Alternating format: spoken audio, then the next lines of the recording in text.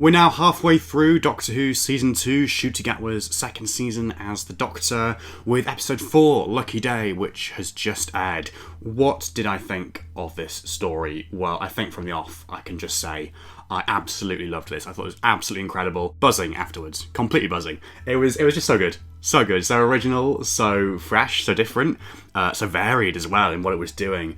And it surprised me, even though I knew quite a lot going into it from filming, because I think this, out of all the episodes in this season, was the one we'd seen the most from filming. So for instance, we'd seen Conrad obviously with Ruby, Jonah with Millie, on sets. We kind of got the sense of, oh yeah, okay, he's going to be this boyfriend figure for her. That's the role he's playing in the story. And there was lots of public filming with them, the kind of stuff that you couldn't really avoid seeing. Lots of stuff as well with like protesters outside units with these placards and things, which I suppose you don't really see very briefly on screen.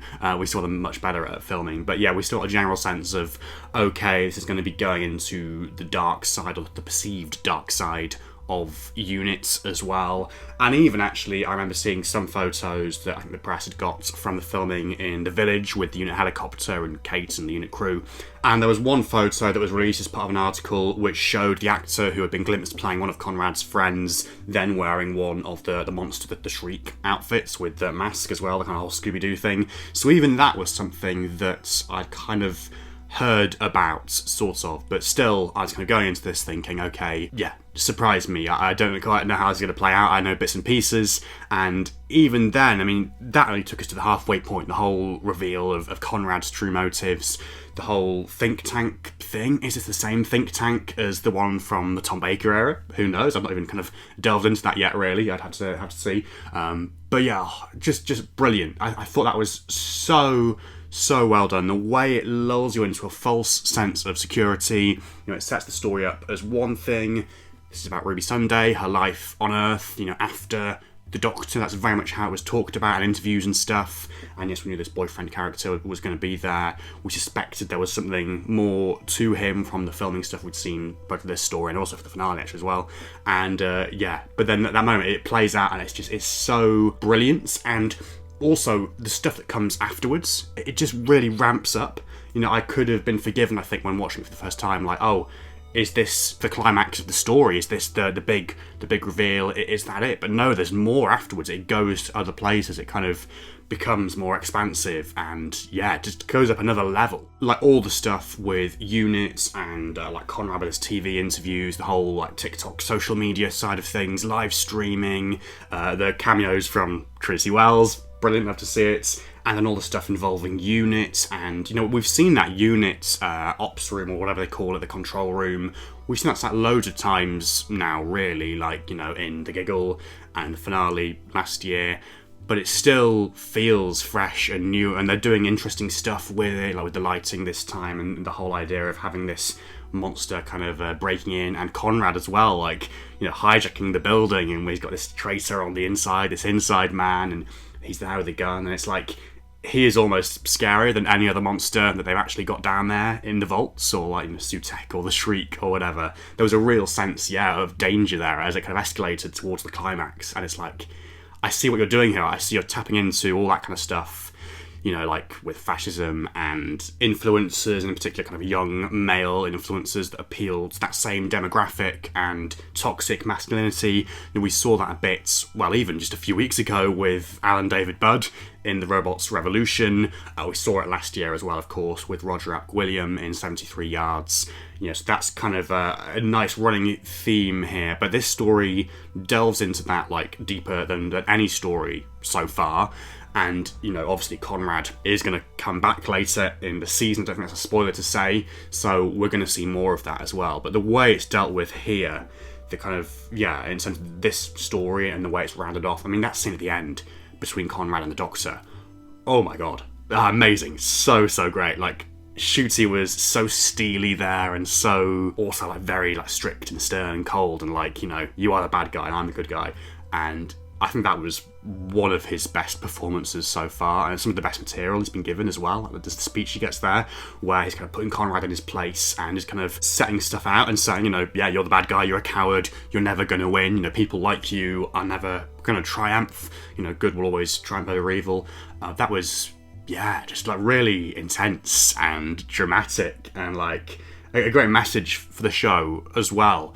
And a kind of a nice note to end on, even though there was this suggestion, obviously, as we see in the very final scene where the whole lucky day phrase comes back into play with the governor of the prison, of course, Mrs. Flood, who else, letting Conrad out. But yes, clearly there is going to be more to this story later on. It's not the end for Conrad. And I'm very excited to see where that goes, because he was completely despicable in this. Like, from the moment that reveal happens halfway through and he turns into this monster and shows his true colours, right up to the end. That kind of charm offensive he has, where there's this real kind of villainy behind his voice when he turns, and like this smugness as well. It's horrible. It's like, it makes you skin crawl, and I think Joe did such a great job in that role, doing both those things, both being Ruby's lovable, clumsy boyfriend, or the act, I suppose, that he was putting on, and then, the true colours, the evil Conrad, the true Conrad as well.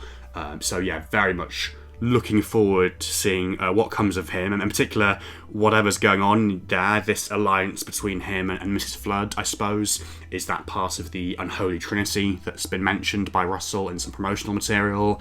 I'm sure I'll be delving into that in a separate video in a couple of days' time, but yes, much to think about there.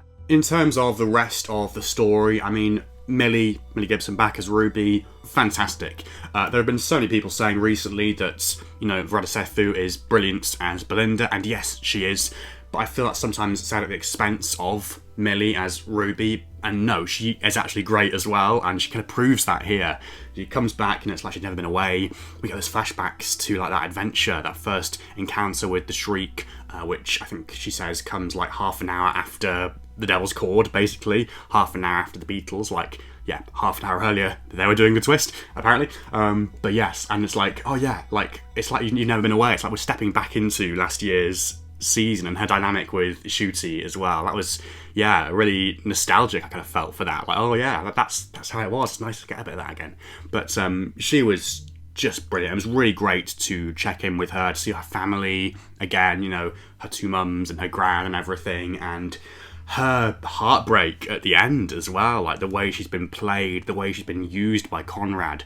Some really dramatic, meaty stuff for Millie to get her teeth into, and she just did it excellently. And of course, as well, Unit and the Unit team, and in particular Kate Stewart. I mean, my God, Gemma Redgrave, take a bow. You were fantastic here. I think, again, her best performance, and the best material she's been given. It's so gratifying to see, like, her and Unit both just kind of go up and up a level and really kind of get the treatment they deserve after, in the past in the show, like, she's not necessarily had the best material and stuff like The Magician's Apprentice, say, where she's literally standing around asking Clara questions. To see her now treated as a proper character in her own right, and like almost an analogue for the Doctor, like the Doctor is not there anymore. It's her, she's the main character, the most kind of senior figure there, pretty much filling that kind of Sarah Jane, Captain Jack role. And likewise with Unit as an organisation, like I mentioned, with the sets that we're getting now for the HQ of Unit, and just the way it's being treated, the scale of it. I know, for some classic series fans it's a bit jarring, because Unit was always very quaint, and it was like baked in a country house or whatever, off in some remote village. But I do love this. I feel like it's untapped potential for Unit, and that's part of what I loved about this story. It felt very new, very fresh. I guess the closest thing we've seen to this before is Torchwood, in the main show and in Torchwood itself as well, the spin-off.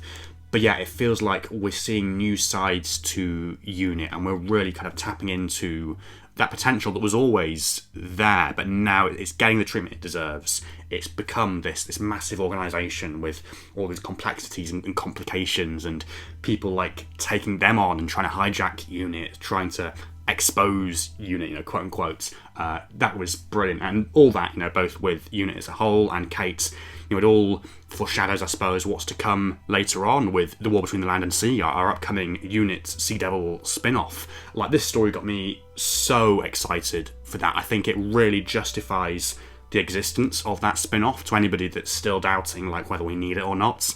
This story is proof that, like, that show is gonna rock. I think that's just about it for my initial thoughts on Lucky Day, but yes, overall, loved this. Really, really loved it. I think it's my favourite so far from this season. Like with previous episodes, you know, I've kind of mostly loved some of them, but there's always been something like the fan scene in Lux or whatever where I've kind of thought, not quite so sure about that. But there wasn't anything like that here. I loved the whole thing, I think, really. And it just felt so, unique and different and got me so excited for what's to come with Unit and with Conrad in the future. But yes, what did you think? Was this your lucky day as well? Did you enjoy this story as much as me, or did you not? Whatever the case, I would love to hear all of your thoughts and opinions and theories in the comments below. Please do subscribe if you haven't already too. It'd be really nice to reach 9,000 subscribers. We're very, very close, so I would love it if you could help with that. But yes, otherwise, until the next one, thank you so much for watching, and goodbye for now.